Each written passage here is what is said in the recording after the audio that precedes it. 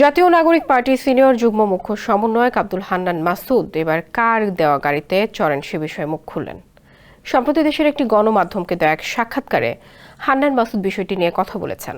এ সময় তিনি বলেন, আমি নিজে একটা গাড়ি নিয়েছি, এই গাড়ির ব্যাপারে আমি অনেকবার বলেছি।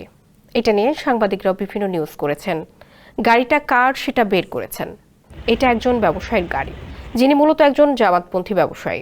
উনি এটা আমাকে দেন, ভালো জেনেই দেন। হান্নান মাসুদ আরও বলেন, উনি আমার এলাকার মানুষ। উনি চান যে হাতিয়াতে আমি যেন রাজনীতিটা করি। এখন আমার বাড়িতে বাইক নিয়ে যাওয়া তো রিস্কে। এখন তো আর আগের মতো যাতায়াত করা সম্ভব নয়। সেই ক্ষেত্রে এই সকল বিষয় নিয়ে বারবার বিতর্ক তৈরি করার চেষ্টা করা হচ্ছে।